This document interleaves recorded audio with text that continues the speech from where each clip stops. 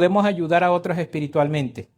Y es necesario recordar eso. Primero, el versículo 8, que es uno de los que tocamos allí, empieza diciendo, primeramente doy gracias a mi Dios mediante Jesucristo con respecto a todos vosotros. Entonces, su expresión de gratitud. Y una de las cosas que hablamos la semana anterior era eso. ¿Cómo nosotros podemos hablar de otras personas en cuanto a lo que debe ser? ¿Cómo debemos expresarnos? Normalmente lo primero que nos viene a la mente es lo malo que hace o lo malo que es. Pero ¿cómo un creyente debe hablar de los demás? Darle gracias a Dios. Siempre hay personas que nosotros lo recordamos por lo malo que hace o por lo malo que dice. Pero esta es una manera en que el apóstol Pablo nos está demostrando que la forma en cómo debemos hablar de otras, cómo debemos nosotros recordar a los demás, es de manera de gratitud, sobre todo a Dios. ¿Cómo usted va a orar por una persona a quien usted no trata bien? ¿Cómo va a orar? Si debemos orar por todos. Como a veces pasa, ¿no?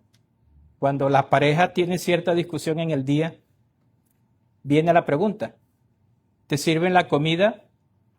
Entonces tienes que orar por tu comida.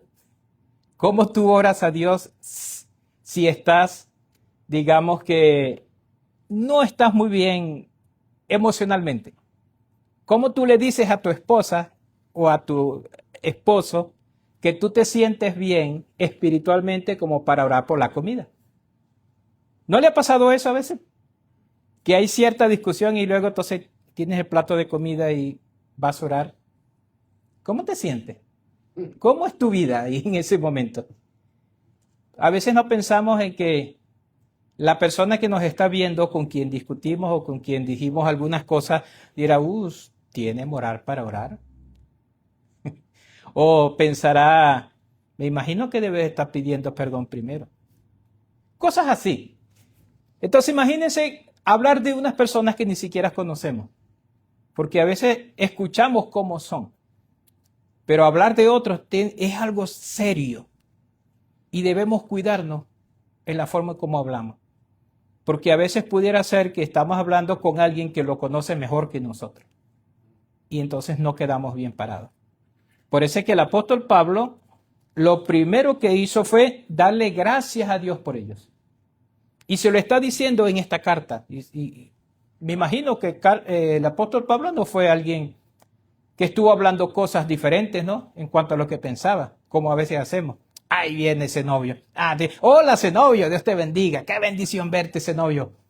Dios, menos mal que ya se va. Cosas así. Entonces podemos ver cómo nuestra manera en que puedo ayudar a otros a crecer tiene que empezar por la gratitud.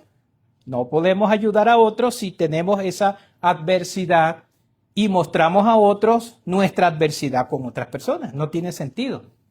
Imagínense usted un pastor que le tenga rabia a mucha gente y desde el púlpito diga, los amo en el amor de Cristo.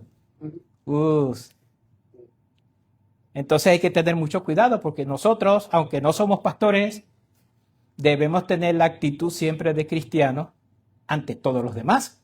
Amén. Entonces, eso fue lo primero que hizo el apóstol Pablo. Para ayudar a ellos, mostró gratitud. Entonces, nosotros debemos ser agradecidos. La semana pasada les entregué una hojita, una amarilla y una azul, donde usted iba a anotar el nombre de una persona en la cual usted estuviera agradecido a Dios. Y agradecido a esa persona por haberle ayudado, por haber estado en algún momento especial, por haberle incluso presentado el Evangelio. Si hay alguien el cual usted esté agradecido, si usted recibió esa hojita, ya debe tener un nombre y estar orando por esa persona. No voy a pedir que levante la mano quien lo hizo, pero el que no lo hizo tiene chance todavía. Amén.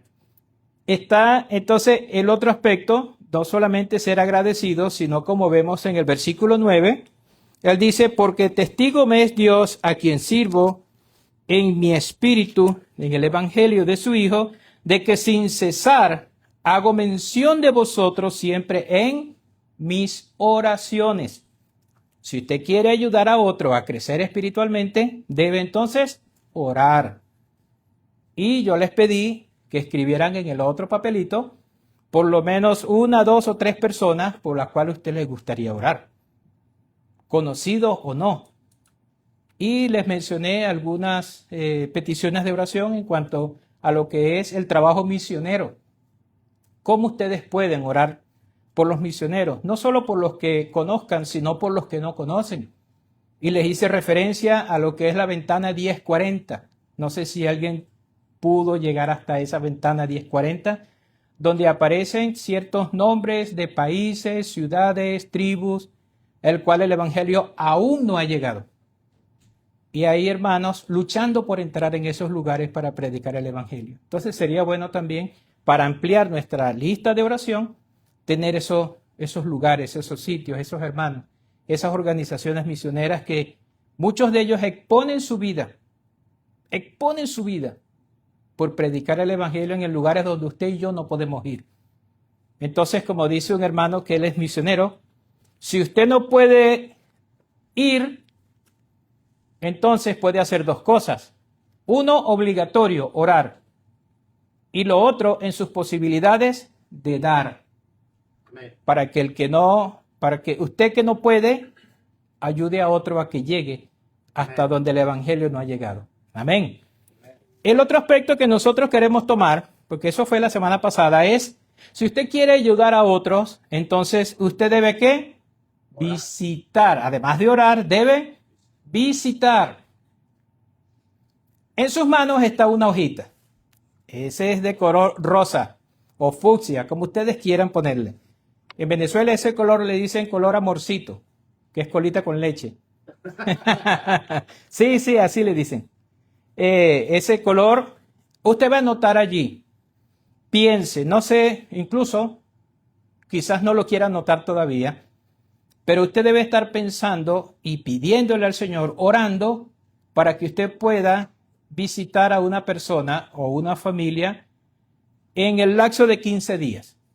Usted va a tener hoy, mañana y pasado, por decir, pidiéndole al Señor que el Señor le ponga en su mente a quien usted quiere visitar en estos días. Porque de nada vale que usted lo vea aquí, pero no pueda compartir con esos hermanos.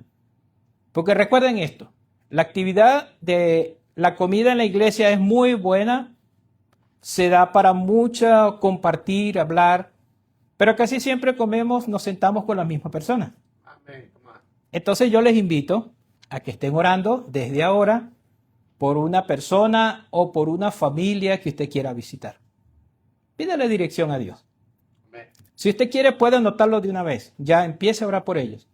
Si no lo quiere hacer ahorita, no importa. Pero que esto sea una manera en que usted y yo estemos pensando en quién visitar. De sugerencia, alguna familia o persona que usted no haya visitado todavía. Entonces, es necesario nosotros entender el término, lo que es visitar a la gente, porque así como Pablo estaba diciendo, y varias veces lo dijo, tanto en el libro de los Hechos, como en esta misma carta a los romanos, él dice, mire, yo tengo muchos deseos de visitarles. O sea, no solo quiero saludarles de lejito a Dios, no quiero mostrar solo con mi cara que ustedes ven cómo soy o lo que quiero por ustedes. ¿Sabe que cuando usted visita a alguien conoce mucho más que lo que ve aquí en la iglesia? Y discúlpenme por lo que voy a decir, y eso va conmigo también. Normalmente en la iglesia lo que mostramos somos caretas, somos máscaras. No me están pagando, así que puedo decir más. Amén. Normalmente nosotros mostramos una cara que no somos en nuestra casa. Pero qué bueno es cuando hay alguien que nos visita, puede empezar a entablar una conversación, puede haber comunión y puede haber el camino a lo que es la amistad. Porque el creyente sí debe amarse en Cristo, pero debe demostrarlo ¿cómo? Ante los demás. Si usted quiere ayudar a otra persona, usted puede empezar a visitarlo. También no debe ser muy extenuante esa visita, porque la misma palabra de Dios dice, quita el pie de la casa de tu vecino, o de tu amigo, o de tu hermano, no sea que hastiado de ti te aborrezca. O sea, hay que ser prudente. A veces tenemos o que queremos tener tanta afinidad con una familia o con una persona que llega el momento que dice, oye, déjame descansar. ¿Verdad que sí? Así como cada uno de nosotros quiere su privacidad, pero también debe estar abierto a ser visitado. No deseche una visita. Piénselo, ora usted también. Pídele al Señor que alguien le visite y esté preparado para eso. No importa si no tiene que ofrecer, el Señor de alguna manera va a hacer algo allí, porque lo más importante no es la comida. Lo más importante debe ser lo que van a compartir allí. Porque el que va a visitar debe ir preparado a visitar. Y el que va a recibir la visita debe estar preparado porque Dios va a hacer algo bueno allí. Amén. Entonces, mire, el apóstol Pablo, versículos 10 al 12, dice, rogando que de alguna manera tenga al fin por la voluntad de Dios un próspero viaje para ir a vosotros, porque deseo veros para comunicaros algún don espiritual a fin de que seáis confirmados, esto es, para ser mutuamente confortados por la fe que nos es común a vosotros y a mí. Aquí hay un propósito, bien claro. No es para ponerse al día con los chismes de la iglesia.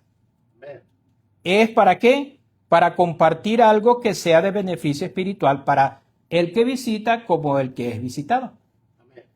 Y eso se lo está diciendo directamente Pablo. Miren, no crean que yo voy allá a solo responder sus preguntas. No crea que yo voy solo allá a contar cómo es la iglesia en Jerusalén. No, yo voy a compartir algo importante para su crecimiento. Dese cuenta que utiliza el término un don, algún don espiritual. Y no se refiere a como la gente malinterpreta eso. Que hay un líder o un pastor o un maestro que dice, bueno, oren los que quieran recibir el don de tal cosa. No, no es eso. Amén. ¿Qué significa la palabra don? Don es un regalo. Y las enseñanzas son un regalo. Amén. Ese es el don de Dios, que le da a una persona que aprovecha de aprender de la palabra de Dios y así se le explica un poco más fácil, más detallado, de modo que la persona que recibe la visita obtiene el regalo de conocer algo que no conocía antes. Está el otro don, el don de la amistad. En ocasiones he visitado a algunos hermanos por primera vez y empiezo a conocer realmente cómo son y eso me motiva a seguir adelante, a tener un poco más de acercamiento. Eso es un don también, porque si somos hijos de Dios, y como dice allí que es una común fe, se supone que debemos pensar, sentir y desear lo mismo. Amén. Y si no es así, alguno de los dos tiene que ayudar al otro. Así es. ¿Sabe que a veces que el que visita se va mucho más edificado que el que queda en la casa al ser visitado? Porque a veces pensamos nosotros, yo voy a visitar, debo llevar. Pero resulta que el que es visitado te ayuda a ti, orando, enseñándote y mostrándote algunas cosas que tú todavía no has entendido. Amén. Entonces, por eso es una mutua edificación la visita. Mire, vea lo que dice que el apóstol Pablo no había ido todavía. ¿Sabe cuál es la justificación? Ahora, ¿por qué a veces nosotros prometemos ir a visitar a alguien y no vamos? ¿Cuál es nuestra justificación? El trabajo, ¿verdad? Ajá, oye, diríamos, oye, sí, es verdad, el trabajo. Pero mi pregunta es esta, ¿usted trabaja 24 horas al día? ¿Trabaja los 7 días de la semana? Entonces, póngase a pensar cuál es el día, el momento, el mejor momento. Hay que pensarlo muy bien también para prometer. Yo diría que a veces nosotros nos justificamos de una manera que no debería ser. Cierto. Ahora, ¿usted sabe cuál es la justificación de que Pablo no había ido a visitar a estos hermanos en Roma? ¿Desde cuánto tiempo? Aproximadamente 5 años desde que él quería ir a Roma. No, pero Pablo solo estaba haciendo el ministerio. ¿Qué hacía? Viajando. 3 viajes misioneros. Y cuando no viajaba, estaba en la iglesia. Y cuando no estaba en la iglesia, sus 3 primeros años que él conoció a Cristo como Salvador, estuvo en Arabia preparándose en la palabra de Dios. Además, cuando no estaba viajando o estando en el mismo viaje, estaba preso. Y cuando no estaba preso, estaba siendo perseguido, escondiéndose. Comparen la justificación de Pablo y las nuestras de hoy en día. ¿Se parecen esas justificaciones de Pablo a las nuestras? ¿Verdad que no? Y aún así, el apóstol Pablo visitó muchísimas iglesias. Muchísimos hermanos. ¿Quiénes somos nosotros para no visitar a otros hermanos de la iglesia? ¿Qué justificación podemos tener? ¿Alguno de ustedes tiene alguna justificación valedera para decir, no visito a los hermanos? Yo creo que no. Porque imagínense, si no estaba viajando, estaba preso. Y si no estaba preso, estaba siendo perseguido. Y cuando no estaba en eso, siendo perseguido, entonces estaba enseñando a otros en las iglesias. ¿Quién de nosotros tiene esa justificación? Pero entonces sí le exigimos a los pastores que nos visiten. Porque el pastor sí debe visitar a sus ovejas. El maestro debe visitar a sus alumnos. El líder tiene que estar pendiente de mí porque yo soy un miembro de la iglesia que hasta ofrendo. ¿Por qué nosotros exigimos eso? Porque pensamos que nos merecemos más. Les dejo eso para que meditemos, ¿no? Exigimos mucho más de lo que podemos dar.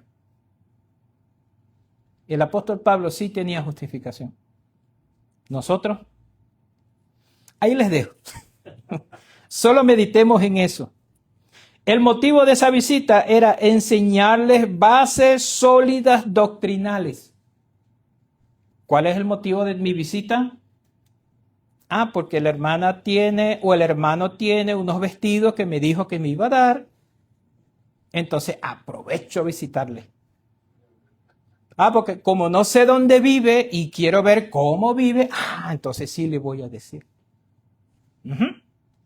Eso es una buena justificación. Porque como nunca he compartido con el hermano, yo quiero ver cómo es él, porque se ve bien extraño.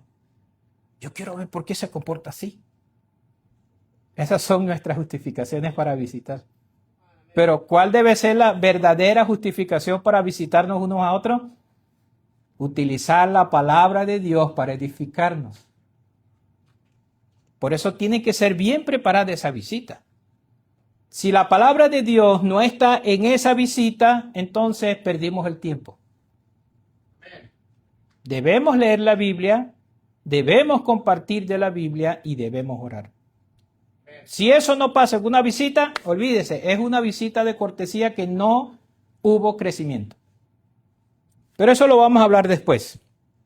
¿Sabe que también esa visita del apóstol Pablo para ir a Roma es porque él quería ser un instrumento de Dios para ayudarles a crecer en el Señor? A veces vamos para ver qué me da el hermano. Él tiene más dinero que yo. No sé, vive en una casa más grande, a lo mejor hay algo que me sirva y le digo, hermano, ¿será que usted no usa eso? Y nuestra verdadera motivación debe ser de bendición a los hermanos. Así usted no tenga nada, así materialmente no tenga nada, pero tiene que llevar en mente algo que pueda compartir con el hermano para que los dos salgan edificados. De verdad que sí. Podemos hacerlo. Ahora sí pueden escribir ese nombre que ustedes quieran en esa hojita rosada. Porque ahora sí sabemos el por qué debemos visitar a alguien. Amén. Entonces sí tenemos que orar y pedir dirección a Dios para eso. Pónganse de acuerdo, hablen, escríbanse, pidan número de teléfono, ubicación si es posible. De modo pues que seamos de bendición a los demás.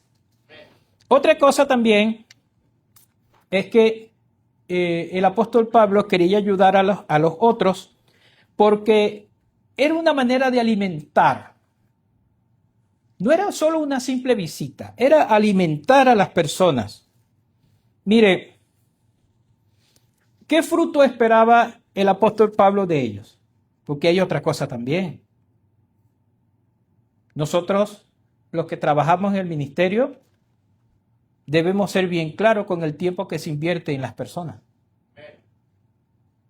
¿A usted no le gustaría que su hijo, a quien usted está criando, aproveche todo el tiempo que usted le está dando para estudiar? ¿Qué desea usted de su hijo? ¿Qué desea? ¿Alguno de ustedes me puede decir qué desea usted de los hijos? Que cuando tenga la edad suya no sea como usted. ¿Verdad que sí? Que sea mejor. Que si es posible tenga un título universitario. Que haya alcanzado ciertas cosas, que puede hacer cosas por sí solo. Bueno, el apóstol Pablo está en esa misma condición. Porque él quiere invertir para que haya frutos en los hermanos. Cada vez que el pastor prepara un mensaje, una predicación, o cada maestro que prepara una enseñanza, ¿cuál es el deseo de esa persona? Que haya frutos. Por eso se invierte tiempo. Por eso un predicador en la semana pasa tiempo estudiando la palabra de Dios, investigando, revisando, y después que tiene 1 tonelada de información, la reduce a media tonelada. Después de esa media tonelada, la pasa a un prebosquejo. Esos son 10 kilos. Imagínense todo lo que ha hecho. Y cuando prepara su bosquejo, le queda solo 1 kilo. Después de 1 tonelada, le queda 1 kilo. Y ese kilo que tiene escrito aquí, tiene que desmenuzarlo para que la iglesia aproveche y quede con medio kilo. ¿Por qué? Porque tiene que ser lo más fácil posible para ser entendido. Entonces, eso es lo que estaba haciendo el apóstol Pablo allí, esperando de que hubiera fruto. Usted no siembra una planta si no quiere ver fruto. Algunos dirán, pero son de jardín. Pero ¿cuál es el fruto de las plantas de jardín? Si no son las flores, es el color de las hojas de acuerdo a la temporada. ¿Es así o no? Ese es el fruto. No todo el mundo va a tener mangos o manzanas o peras. Hay otros que van a ser parte de una estructura que aunque se vea común o igual a los demás, es importante para la iglesia también. ¿O no es así?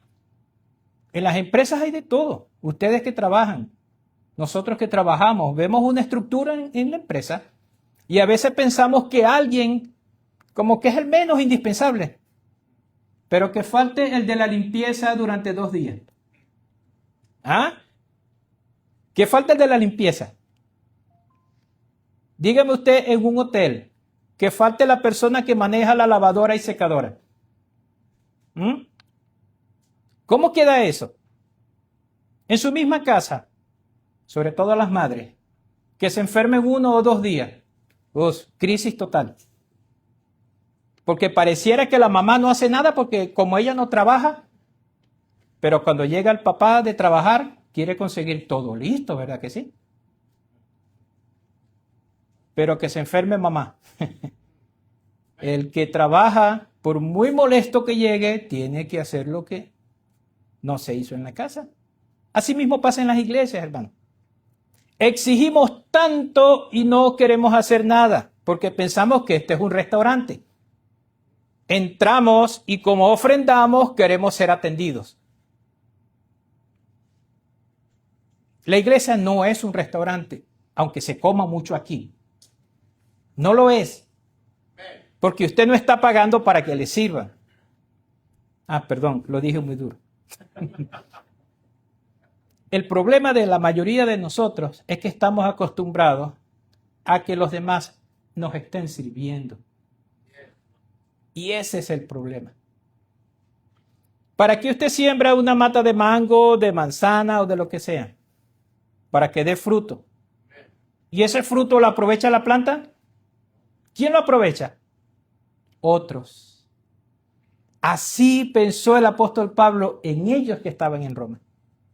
Así piensa cada líder de esta iglesia y de las iglesias que nos están escuchando. Invertir tiempo no para aprovecharse de esos frutos, sino para que esos frutos sirvan para que otros puedan ser bendecidos. ¿Usted sabe cuántos pastores y misioneros y líderes hay sentados hoy en día aquí? ¿Cómo son preparados? A través de las enseñanzas, a través de las predicaciones, a través de cada actividad que se hace. Porque cuando toque su tiempo va a salir y usted va a pastorear una iglesia. Cuando usted haya alcanzado el nivel suficiente, va a enseñar a niños, a jóvenes y adultos. Y no se va a quedar allí. No debería quedarse allí. ¿Usted sabe cuántos misioneros hace falta para que mucha gente pueda escuchar el evangelio?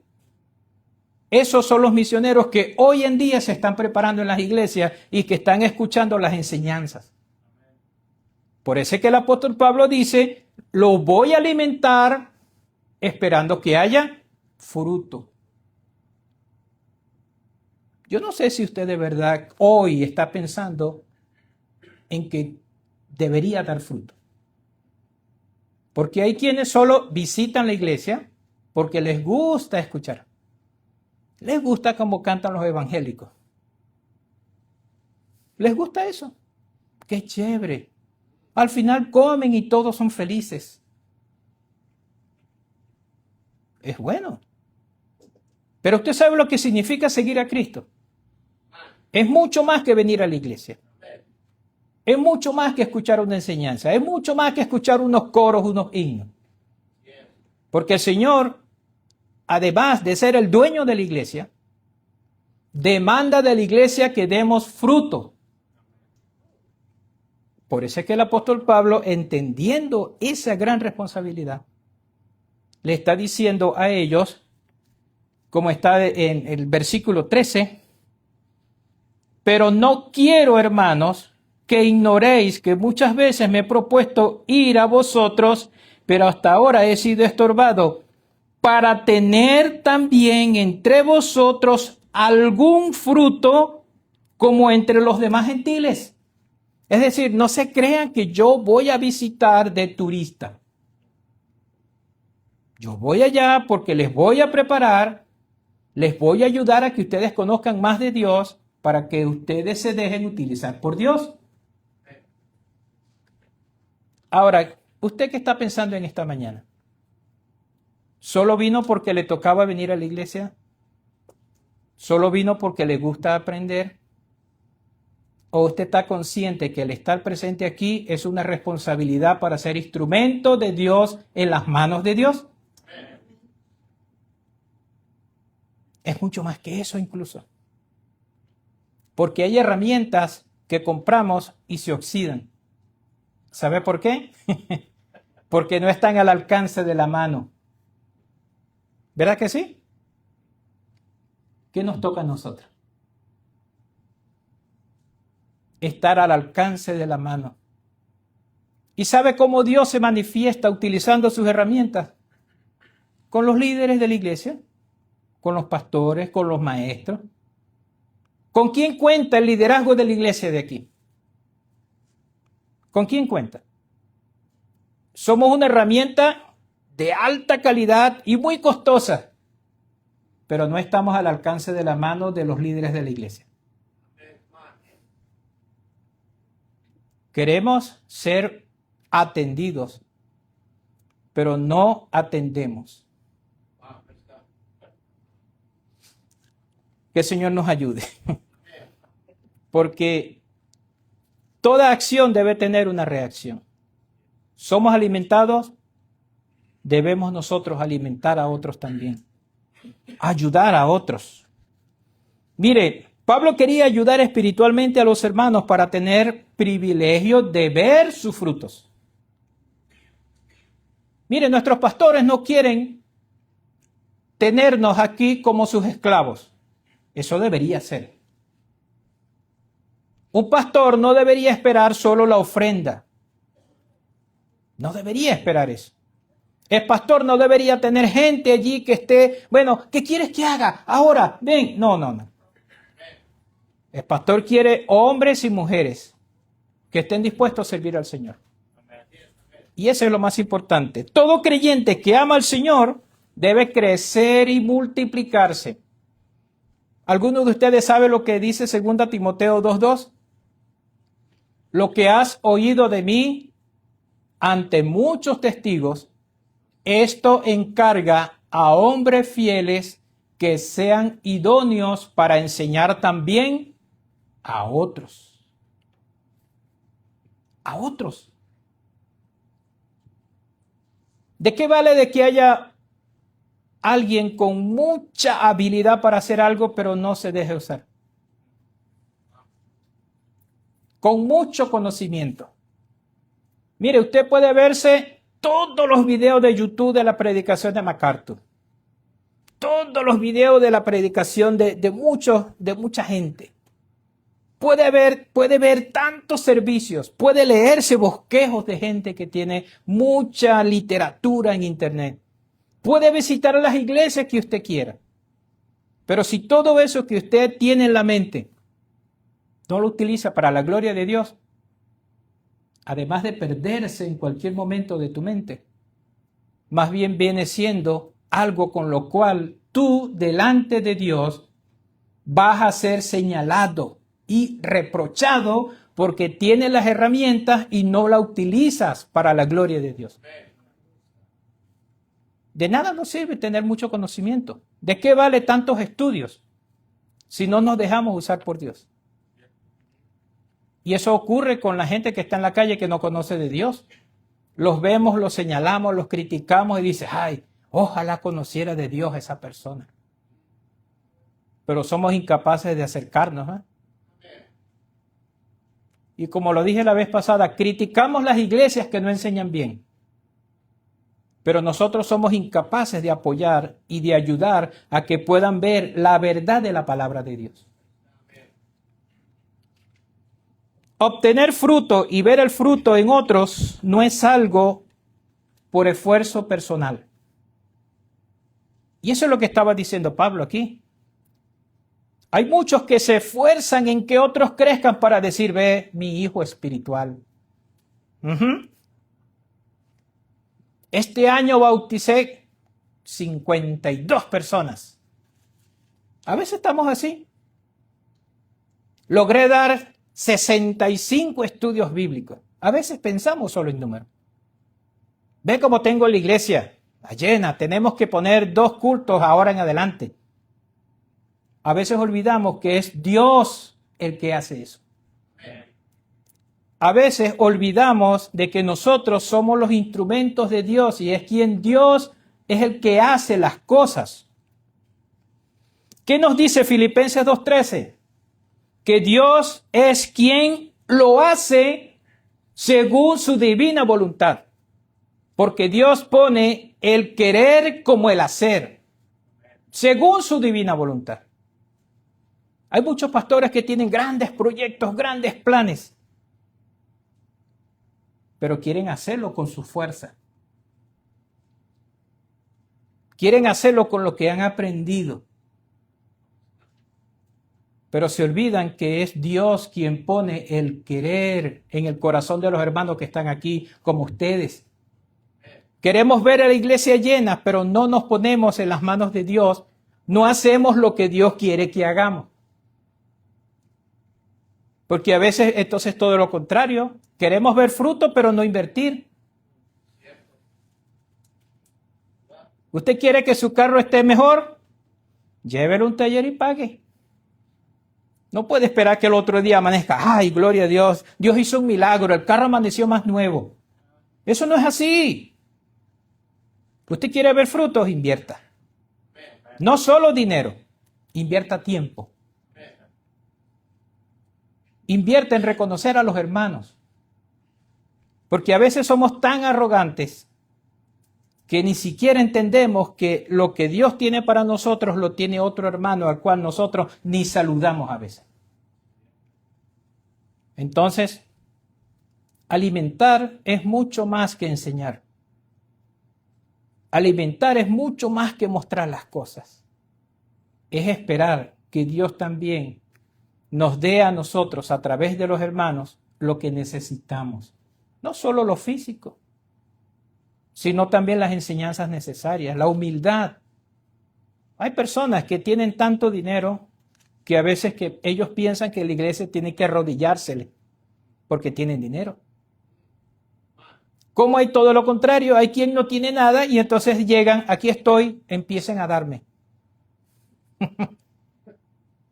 Cuando en realidad lo que Dios está buscando es hombres y mujeres que quieran servirle. ¿Recuerdan esa parábola de lo que estaba Jesucristo enseñando, ¿no? Cuando entró una mujer, una viuda que tenía solo las 2 moneditas más pequeñas. Vino alguien, echó muchísimo dinero en las arcas de la ofrenda allí en el templo y ella echó solo 2 moneditas. Era lo único que le quedaba. Jesucristo dice, ¿quién dio más? Cualquiera diría, no, el que firmó un cheque de $2,000. No. Dio más esta persona que tenía todo. Porque los que dan mucho a veces dan lo que les sobra. Incluso a veces quienes dan poco dan es lo que les sobra también. Pero esta mujer tenía tanta fe en Dios que decidió dar todo lo que tenía. Hermano, nosotros quizás no tendríamos que hablar de lo que es ofrenda y dinero y cosas así, pero de nuestro tiempo. A veces no queremos apartar tiempo para atender a otras personas. A veces olvidamos hasta un mensajito, y lo digo por mí mismo. A veces olvidamos responder. A veces olvidamos saludar, porque estamos más pendientes de otra cosa que de saludar, de atender a los hermanos. Pero sí quiero que la gente, cuando yo abra la puerta allí, que aplauda. ¡Ay, vino el hermano Juan! A veces queremos nosotros esa atención, pero somos incapaces de darla. ¿Sabe por qué? Porque no hemos entendido que nosotros somos los que, como dice nuestra clase, ser siervos, ayudar a otros a crecer. ¿Usted sabe quién fue Juan el Bautista? El predicador más grande que existió en Jerusalén, en Israel. Pero cuando llegó Jesucristo, ¿qué dijo él? Me quito el sombrero. Es necesario que yo mengüe, que yo empiece a desaparecer, porque lo que está aquí, este Cordero de Dios, es el que va a dar la salvación al mundo. Y entonces, ¿qué me toca a mí? Apartarme, darle oportunidad que crezca. Y cuando me hablen o me pregunten de Jesucristo, diga, he allí el Cordero de Dios. ¿Qué hacemos nosotros a veces? Somos egoístas. Vino este hermano que apenas tiene 3 meses y lo están usando en esto. En vez de decirme a mí que yo sé más. Cuando más bien tenemos que darle gracias a Dios porque hay otro que Dios está utilizando en algo que yo ni siquiera quería hacer. No, pero esa es otra prédica. Seguimos, hermanos, para terminar esta parte. Porque nos corresponde también, como dice el apóstol Pablo, testificar a la gente. Testificar. Testificar es dar un testimonio. Cuando alguien es tomado para dar un testimonio, en una corte, lo primero que hacen es, ponga la mano sobre la Biblia y jure que va a decir la verdad y nada más que la verdad. Y que dice la gente, sí, pero empieza a decir mentiras, solo lo que le conviene. ¿Verdad que sí? Pues hermanos, a veces nosotros somos así. Digo que soy cristiano, pero me comporto como gente del mundo. Y entonces cuando dicen, pero tú no eres evangélico, es que nosotros aún seguimos siendo pecadores. Nos justificamos de esa manera. No, es que Dios todavía está trabajando en mí. Hay un meme por allí, no sé si lo han visto. Si ves algo que hice mal, pásalo por alto, porque Dios sigue construyendo a ese vaso de barro. No, hermano. Hay que tener mucho cuidado con hacer las cosas como mejor yo quiero. Porque quiero justificar en las cosas en que me equivoco, pero quiero señalar al que se equivoca. Ahí sí. ¿Recuerden cómo se señala Con un dedo señalamos a los demás. Pero ¿cuántos te señalan a ti? Ahí está. Hay que tener mucho cuidado con eso, hermano. Testificar de Cristo no es solo predicar el Evangelio. Yo debo ser un testigo de Cristo. Y el testigo de Cristo es aquel que se encarga no solo de decir lo que Cristo quiere que sepan, sino de vivir lo que Cristo quiere que vivamos. Usted sabe que el ejemplo habla mucho más que cualquier palabra. Usted le puede regañar a su hijo cuantas veces quiera, pero si usted hace lo malo, su hijo va a repetir eso malo. Dígame usted, no digas grosería, y le lanzas 3 groserías atrás de lo que dijiste. ¿Ve? No mientas. Pero como le dije la semana pasada, si vas para ahí esa puerta, allí está un tigre. Y el niño, cuando la mamá se descuida, viste que no hay tigre.